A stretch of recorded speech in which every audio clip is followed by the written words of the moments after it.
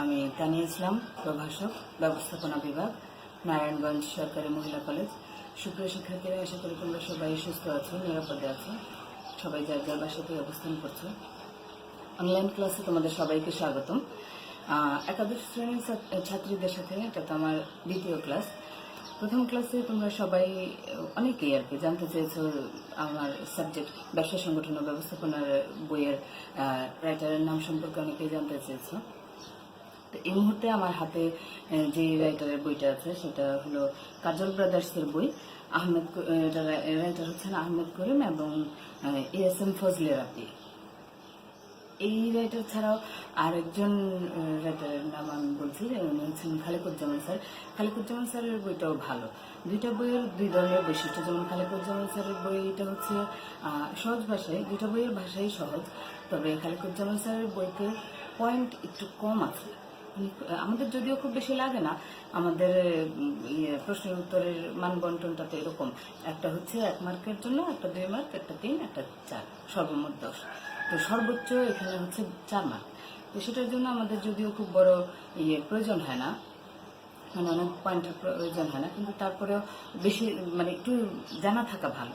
যেমন খালেকুজ্জামান স্যারের বইটা তো যথেষ্ট আছে, কিন্তু কাজল ব্রাদার্সের বইটাতে আবার পয়েন্টের পরিমাণ বেশি বেশি যেটা জানা থাকলে যেটা সুবিধা, যে আমরা পরীক্ষার হলে মনে করো হয়তো অনেক সময় অনেক পয়েন্ট আমরা ভুলে যাই বা অনেক কিছু ভুলে যাই, তখন আমরা কিন্তু নিজের থেকে লিখি, আমাদের বিভিন্ন ধারণা থেকে লিখি। তো সেই জন্য আমরা যদি কোনো একটা বইয়ের থেকে একটু বেশি পয়েন্ট জানি বা একটু বেশি পয়েন্ট পড়ি, তো পরীক্ষার হলে কিন্তু এটা আমাদের জন্য অনেক কাজে দেয়। সেই জন্য আমি বলবো যে তোমরা দুটো বই দেখতে পারো, খালেকুজ্জামান স্যারের বইটাও দেখতে পারো, আবার কাজল ব্রাদার্সের বইটাও দেখতে পারো। দেখে তোমাদের যার যেটা ভালো লাগে সেটাই কিনবে। তো আর এছাড়া আরেকটা কাজ করতে পারো, যেমন কোনো রাইটারের বই কিন্তু স্বয়ং সম্পূর্ণ না, একদম সম্পূর্ণ না। এখান থেকে যে তোমার সব কমন করবে এমনটা না, এটা স্কুলের বইয়ের মতো না। এখানে হচ্ছে আমাদের যেমন চ্যাপ্টারটাই নির্দিষ্ট করা থাকে, এরপরে বিভিন্ন রাইটার বিভিন্ন রকম লেখে। কোনো একটা বই থেকে যে তুমি পড়লে সব কমন করবে এরকম না। তো সেই জন্য তোমরা একাধিক বই কেনার জন্য বলবো না, কারণ অনেকেরই একাধিক বইয়ের কেনার থাকে না, সামর্থ্য থাকে না। তোমরা যেটা করতে পারো, কাছাকাছি যারা বন্ধু বান্ধব আছে তারা মিলেমিশে 2-3 জন রাইটারের বই কিনতে পারে। তাতে সুবিধা হয় কি, যদি দেখো যে কোনো একটা টপিক কোনো জনের বইতে নাই, তখন আরেকজনের বই থেকে সংগ্রহ করে নিতে পারে। আবার একসাথে যদি গ্রুপ স্টাডি করো, সেক্ষেত্রেও তোমরা বিভিন্ন রাইটারের বই থেকে নিজেরা নোট করে প্রশ্ন তৈরি করতে পারো, বা একজনের কাছ থেকে আরেকজন বই আদান প্রদান করে জানতে পারো, বিভিন্ন টপিক সম্পর্কে জানতে পারো। সেটা তোমাদের জন্য বেশি ভালো হবে। তো আমি বলবো যে তোমরা কাজল ব্রাদার্সের বইটাও দেখতে পারো, খালেকুজ্জামান স্যারের বইটাও দেখতে পারো, তারপরে বাকিটা তোমাদের ইচ্ছা। তোমরা লাইব্রেরিতে যাও, লাইব্রেরিয়ানদের সাথেও কথা বলতে পারো, তারা যেহেতু বই বিক্রি করে তারাও ভালো ধারণা দিতে পারবে। তোমরা তবে কথা হলো যে তোমরা বই কিনো, দ্রুত বই কিনো। বই না কিনলে আমরা যাই পড়াই, তোমরা তো সেটার সাথে মিলিয়ে দেখতে পারবে না। না মিলানোর কারণে পরবর্তীতে দেখা গেল যে তোমরা ওইটা পড়ছো কিন্তু হয়তো কিছু বুঝতে পারছো না, তখন আমাদের প্রশ্ন করতে গেলে তখন হয়তো আমরা অন্য একটা চ্যাপ্টারে চলে গেছি। তো সেই জন্য বলবো যে বইটা তাড়াতাড়ি কিনো, এবার যেটা তোমাদের ভালো লাগে সেটাই কিনো। আজকে আমি তোমাদের সাথে আলোচনা করব ব্যবসায়ের। প্রথম ক্লাসে তো আলোচনা করেছিলাম শুধু ব্যবসা সম্পর্কে, আজকে আমি তোমাদের সাথে আলোচনা করব ব্যবসায়ের আওতা সম্পর্কে। আওতা, পরিধি বা ক্ষেত্র যাই বলো।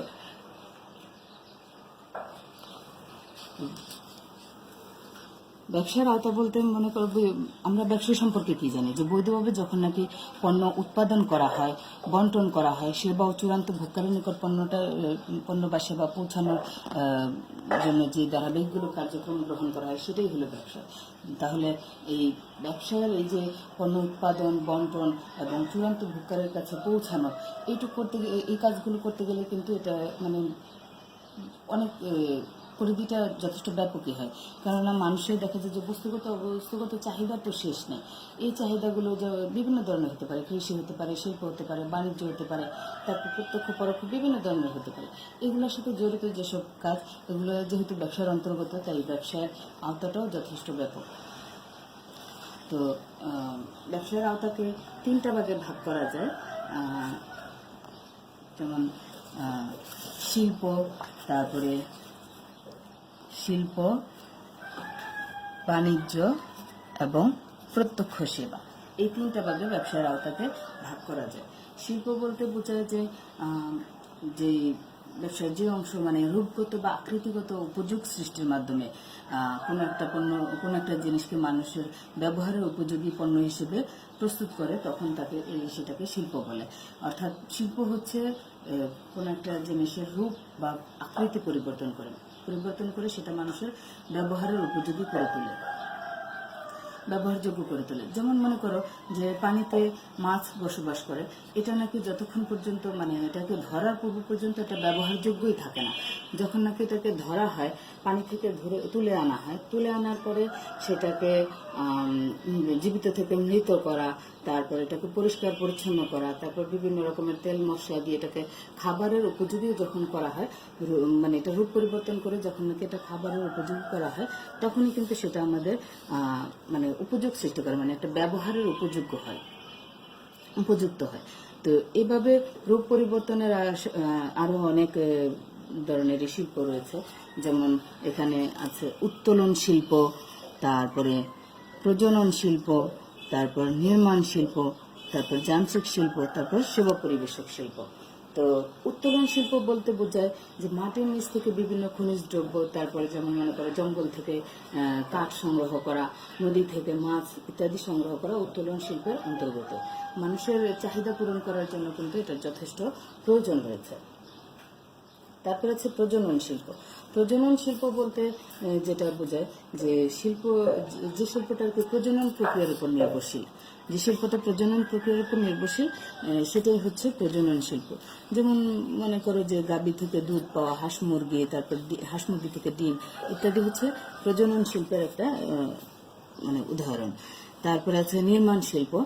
নির্মাণ শিল্প হলো যে প্রচেষ্টার মাধ্যমে মানে বিভিন্ন নির্মাণ কার্য সম্পন্ন করা হয় তাকে নির্মাণ শিল্প বলে।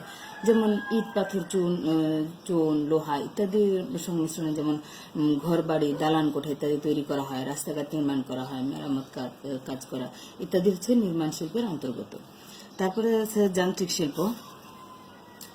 যান্ত্রিক শিল্প বলতে শ্রম এবং যন্ত্র এই দুইটা সাহায্যে যখন নাকি রূপগত উপযোগ সৃষ্টির মাধ্যমে শিল্পকে মানে শিল্প তৈরি করা হয়, তখন সেটাই হচ্ছে যান্ত্রিক শিল্প।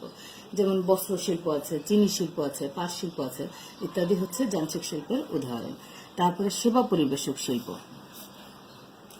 সেবা পরিবেশক শিল্প বলতে মানুষের জীবনটাকে সহজ এবং আরামদায়ক করার জন্য যে শিল্প নিয়োজিত তাকে সেবা পরিবেশক শিল্প বলে।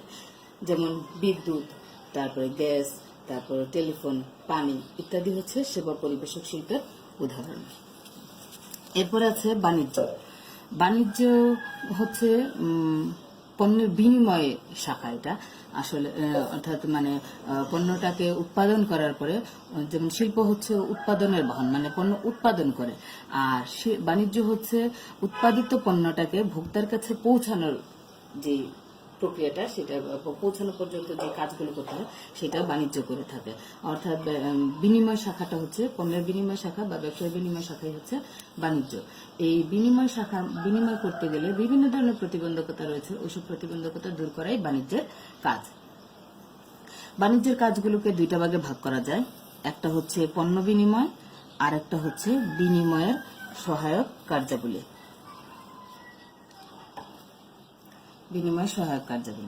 তো পণ্য বিনিময় বলতে বোঝায় যে যখন নাকি পণ্যটা বিনিময়ের মানে পণ্যের মালিকানা সত্ত্ব বা মালিকানা বা এর সত্ত্ব এক ব্যক্তির কাছ থেকে অন্য ব্যক্তির কাছে হস্তান্তর করা হয়, তখন সেটাকে পণ্য বিনিময় বলে। যেমন মনে করো তোমরা যদি এই মুহূর্তে লাইব্রেরিতে যাও বই ক্রয় করতে, যতক্ষণ পর্যন্ত সেটা লাইব্রেরিয়ানের কাছে আছে তখন সেটার মালিক হচ্ছে লাইব্রেরিয়ান, বইটার মালিক। যখন নাকি তোমরা একটা নির্দিষ্ট পরিমাণে একটা অর্থের বিনিময়ে সেই বইটা ক্রয় করে নিলে, তখন সেটার মালিক হয়ে যাচ্ছে তুমি। তো এই যে পণ্যটা লাইব্রেরিয়ানের কাছ থেকে তোমার কাছে আসা, এটাই কিন্তু পণ্য বিনিময়। তো পণ্য বিনিময় আবার দুই প্রকার, যেমন অভ্যন্তরীণ পণ্য বিনিময় এবং বৈদেশিক পণ্য বিনিময়। অভ্যন্তরীণ পণ্য বিনিময় বলতে অভ্যন্তরীণ এবং বৈদেশিক পণ্য বিনিময়। অভ্যন্তরীণ পণ্য বিনিময় বলতে যেটাকে বোঝায় নাকি বোঝায় যে একটা দেশের ভৌগোলিক সীমার মধ্যে যখন নাকি পণ্য বিনিময় হয় তখন সেটা হচ্ছে অভ্যন্তরীণ পণ্য বিনিময়। অভ্যন্তরীণ পণ্য বিনিময়টাকে আবার আমরা দুইভাবে বলতে পারি, যেমন এখানে আমি উল্লেখ লিখি নাই। একটা হচ্ছে পাইকারি পণ্য বিনিময়, আর একটা হচ্ছে খুচরা পণ্য বিনিময়। পাইকারি এবং খুচরা মানে অভ্যন্তরীণ পণ্য বিনিময়কে আবার দুইটা ভাগে ভাগ করা যায়।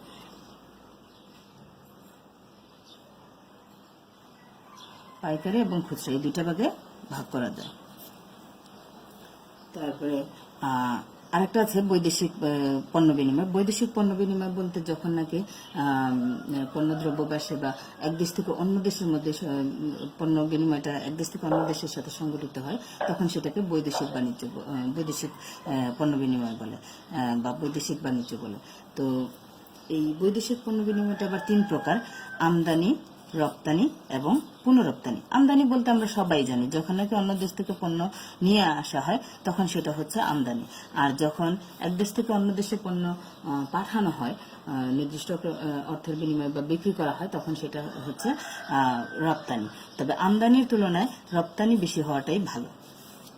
আরেকটা আছে পুনরপ্তানি। পুনরপ্তানি বলতে বোঝায় কোনো একটা দেশ থেকে যখন কোনো একটা পণ্য অন্য দেশ থেকে নিয়ে আসা হলো, আনার পরে সেটাকে আবার প্রক্রিয়াজাত করে পুনরায় সেই দেশ অথবা যে কোনো অন্য কোনো দেশে বিক্রি করাটাই হচ্ছে পুনরপ্তানি। এছাড়া বাণিজ্যের আরেকটা শাখা হচ্ছে বিনিময় সহায়ক কার্যাবলী, অর্থাৎ এই যে একজনের কাছ থেকে আরেকজনের পণ্যটা বিনিময় হচ্ছে এর মধ্যে যেসব সহায়ক কার্যাবলী আছে, মানে যেসব কাজগুলো যেসব প্রতিবন্ধকতা আসে সেই প্রতিবন্ধকতাগুলো দূর করার জন্য আমরা যেসব জায়গা থেকে বা যেই ইয়েগুলো আমাদেরকে সাহায্য করে ক্ষেত্রগুলো, সেটাই হচ্ছে বিনিময় সহায়ক কার্যাবলী। যেমন একটা পণ্য বিনিময় করতে গেলে বিভিন্ন ধরনের প্রতিবন্ধকতা আসে: স্থানগত, কালগত, অর্থগত, ঝুঁকিগত এবং প্রচারগত। আমরা সবাই এগুলো 9 10 পড়ে এসেছি, নবম এবং 10ম শ্রেণীতে পড়ে এসেছি। যেমন স্থানগত বলতে যে পণ্যটা উৎপাদন করার পরে অনেক পরিমাণে অনেক সময় উৎপাদন করা হয়, সেই পণ্যটা উৎপাদন করার পরে যেটাকে কোথায় রাখা হবে। তারপরে আবার কালগতটা হচ্ছে সময় মানে এটা যদি অধিক সময়ের জন্য আমরা যেমন সারা বছর পণ্য পেয়ে থাকি, অধিক সময়ের জন্য যদি আমরা এটা রাখতে যাই তখন কিভাবে এটাকে রাখবো। তারপর অর্থগত হচ্ছে আমাদের অনেক সময় অর্থের প্রয়োজন হতে পারে, সেই অর্থটা আমরা কোথায় পাবো, কিভাবে পাবো। তারপর ঝুঁকিগত বিভিন্ন ধরনের ইয়েতে আমরা পড়তে পারি, দুর্ঘটনাতেই পড়তে পারি, সেক্ষেত্রে আমরা কোথা থেকে সাহায্য পাবো।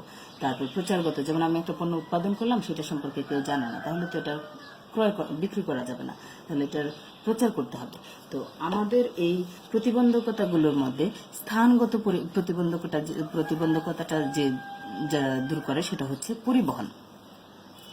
তারপর যেমন মনে করো বিমা হচ্ছে দুর্ঘটনা মানে ঝুঁকিগত যে এটা হচ্ছে যে বিভিন্ন ধরনের দুর্ঘটনা আমরা বিভিন্ন ধরনের সমস্যায় পড়তে পারি, এই সমস্যার সমাধান করে থাকে সাধারণত বিমা। এরপরে আছে গুদামজাতকরণ। গুদামজাতকরণ হচ্ছে কালগত যে কাল বা সময়গত যে সমস্যা বা প্রতিবন্ধকতার সম্মুখীন হই সেই সমস্যা বা টা দূর করে হচ্ছে গুদামজাতকরণ। তারপরে আর্থিক যে ঝুঁকিতে আমরা পড়ি সেই আর্থিক ঝুঁকিতে আমাদেরকে বিভিন্নভাবে অর্থ দিয়ে সহায়তা করে হচ্ছে ব্যাংকিং ব্যবস্থা। তারপরে আমাদের উৎপাদিত পণ্য আমরা প্রচার করার জন্য যেই মাধ্যমটা আমরা ব্যবহার করি সেটা হচ্ছে বিজ্ঞাপন। বিজ্ঞাপনের মাধ্যমে, বিজ্ঞাপন সম্পর্কে আমরা সবাই কম বেশি জানি, বিজ্ঞাপনের মাধ্যমে আমরা আমাদের পণ্য সম্পর্কে জনসমক্ষে তুলে ধরি। এরপরে আরেকটা আছে ব্যবসায়ের আওতার মধ্যে, সেটা হচ্ছে 3 নম্বর যে পয়েন্টটা বলেছিলাম যে প্রত্যক্ষ সেবা।